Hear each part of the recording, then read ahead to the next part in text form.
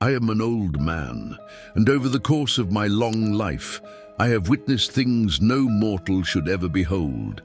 Acts of cruelty so vile they freeze the blood. Supernatural horrors that defy all understanding. I've seen shadows stir where none should move, and heard whispers that echo in the silence of the night. Now I sit here in this cursed old chair to share what I've seen. Stories that will make your skin crawl and your heart race, if you dare to listen. I work at a funeral home. Some of the dead bodies are smiling. For the past 2 years, I've been working as a mortician at a funeral home in a small town. I actually love it here.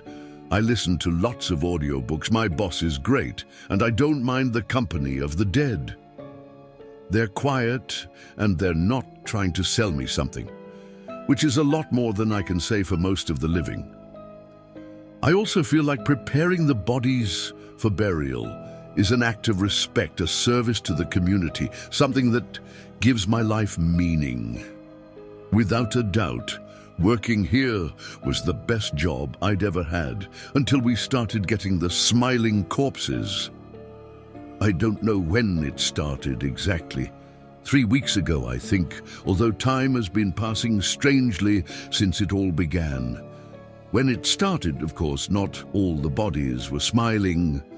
It was just 1 or 2. Then we started getting more and more of them, and everything began to spiral out of control. To be clear, yes, I know that sometimes the deceased appear to be smiling slightly.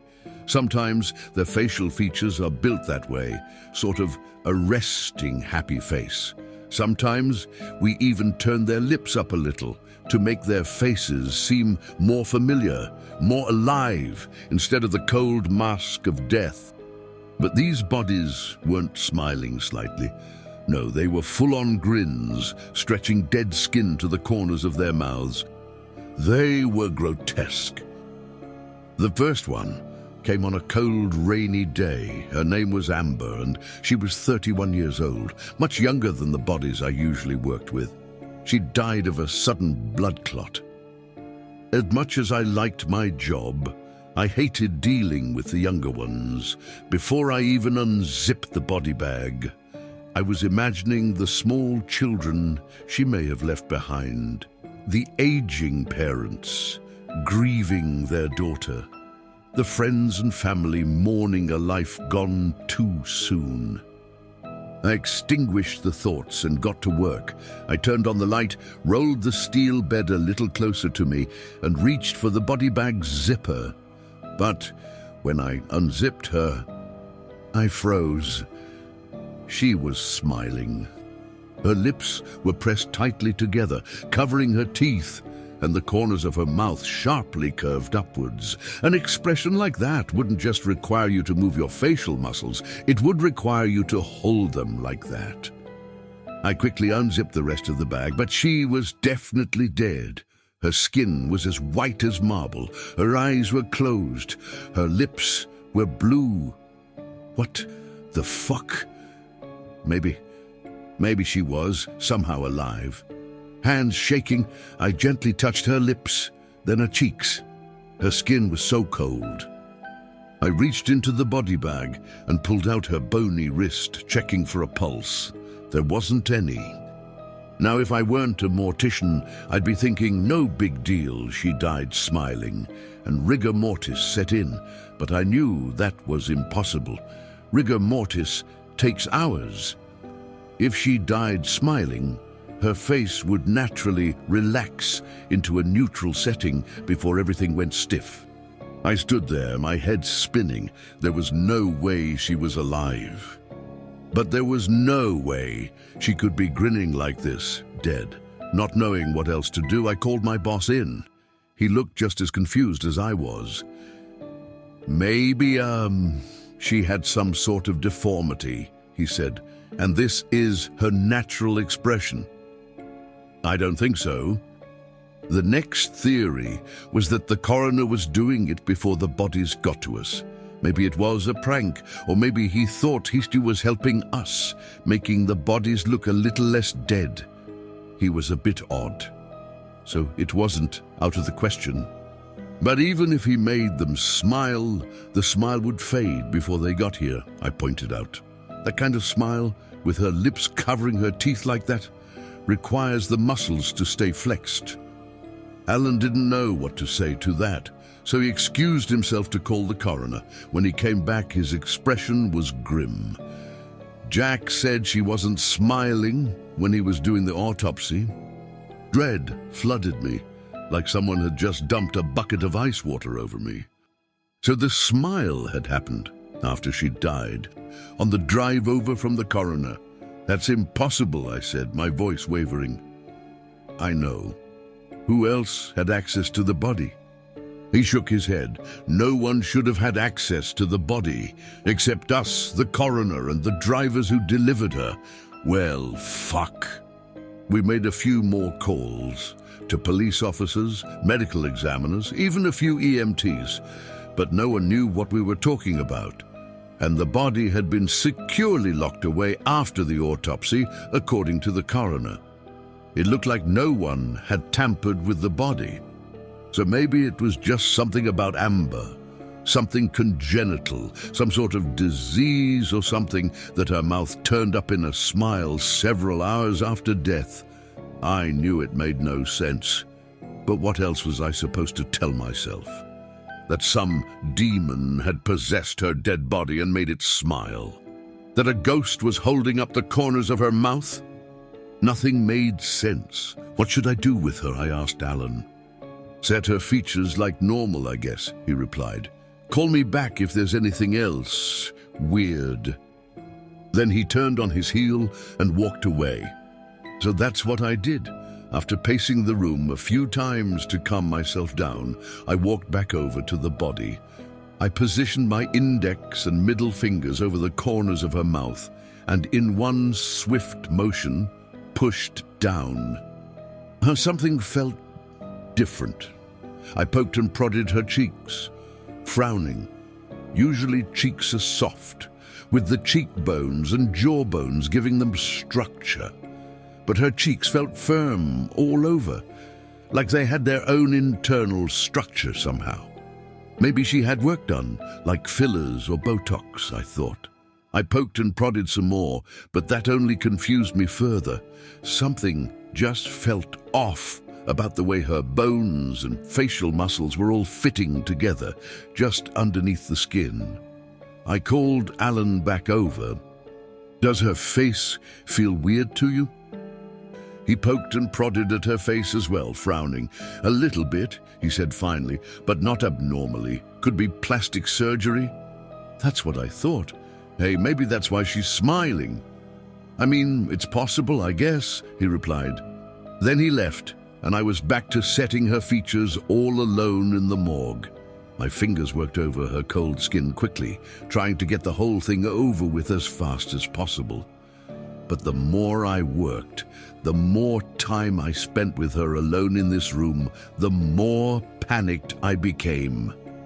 Suddenly, I felt dizzy. I couldn't breathe, couldn't get enough oxygen. My legs felt weak underneath me. I was on the verge of a panic attack. I stepped away from the body, forced myself to take a deep breath. Name 5 things you can see, I told myself. Cabinets, hand sanitizer, scissors, linens, and Amber's dead body. This grounding technique wasn't quite as effective when I was in the morgue room. I'd never had a panic attack here before.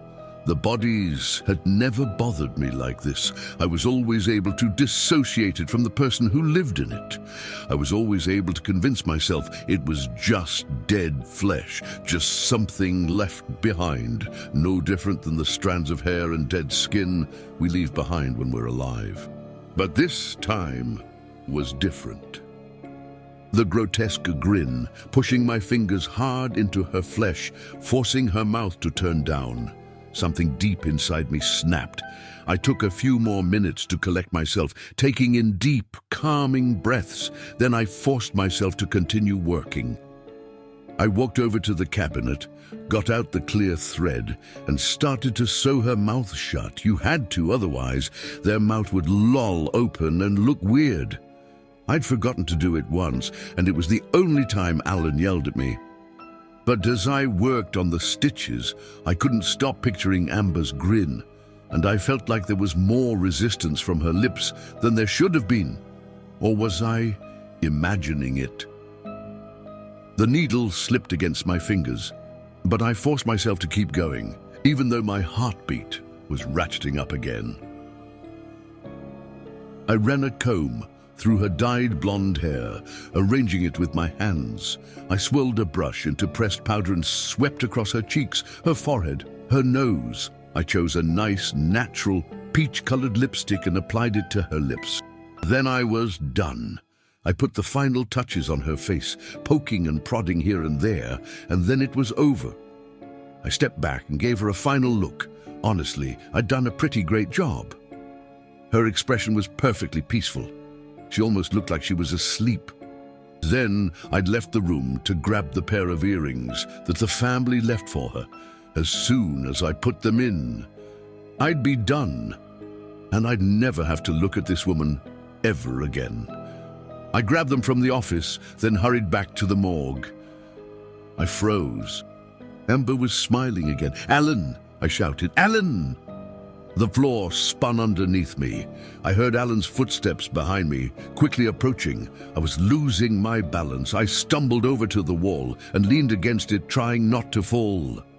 I set her features, I told him. I stitched her mouth shut and she's grinning again. Alan stood there frozen, his mouth hanging open, his brown skin ashen. Without a word, he walked into the room, looking over her. For several seconds, he didn't say anything. "I've never seen anything like this," he said finally. I joined him at her side, looked down at her awful, smiling face. I noticed one of the stitches had snapped. A piece of clear thread trailed out of her mouth. It couldn't be Ben playing with us, could it? I asked. I wished it was. With all my being, I wished this was some ridiculous prank and not the body moving on its own. Ben was the other mortician. He was considerably younger than me and Alan, only 21, and heavily influenced by social media. He was always filming something or talking about some TikTok challenge he'd done. It was nauseating. "I don't think so. He's supposed to be getting the other body ready, but we can check the security footage." Alan had installed security cameras in every room of the funeral home after someone had broken in over the summer. I followed him down the hallway, feeling a little better with each step I put between myself and Amber. He sat down at the desk and pulled up the security footage. I held my breath as he hit play. I watched the screen as I worked on Amber's body in the grainy black and white footage. I watched as I left to get the earrings. The door swung shut. 1 second passed. 2. And then it happened. The corners of Amber's mouth yanked up, like they were attached to fishing line that had suddenly been pulled taut. "What the hell?" Alan said. That can't happen, can it?" I asked, my voice shaking. "No, there's no way that can happen. Dead bodies move after death on occasion.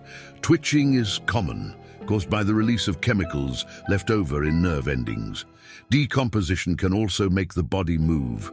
I'd read an article about a man whose arms had stretched straight out at his sides weeks after death because of decomposition. But this wasn't decomposition, because she'd been presumably stored properly since her death, and this wasn't a random twitch either. It was a grin. I'd read somewhere, in some inspirational article somewhere, that it took only 12 muscles to smile, and many more to frown. That meant all 12 of Amber's facial muscles were working in concert, making and holding a smile. It made no sense. Alan rewound the footage, playing the footage over and over again, muttering to himself about rigor mortis and other medical jargon. but I couldn't sit there and keep watching it. Each time I saw that grin yank up again, I felt like I might vomit. I left the office and hurried back to the morgue.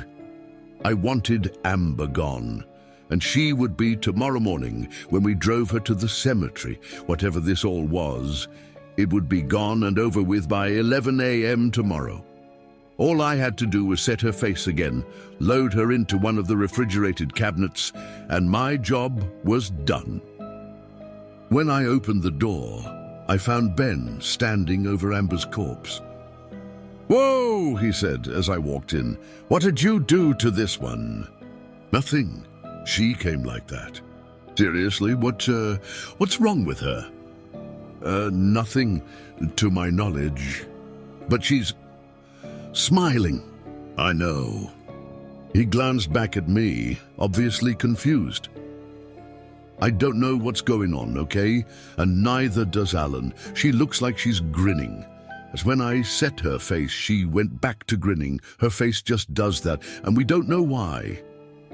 "She looks really creepy," he said with a grin. And then I saw his hand twitch towards his pocket, towards his phone. "Don't you even think about taking a picture?" I snapped at him. I guess to Ben, the allure of making a viral TikTok video outweighed the chances of ruining his entire career. Ben left, looking dejected. Idiot. As soon as he was gone, I forced myself to re-sew her mouth shut. Then I pushed the corners of her mouth down hard until she looked like she was frowning. Maybe that was my problem last time. Maybe I needed to set her features in the complete opposite direction. I'm sure the family would be pissed to see her frowning at the funeral, but I didn't care. Then I slid her into the cabinet. As soon as the door shut, relief flooded me. "It's over. I'm done."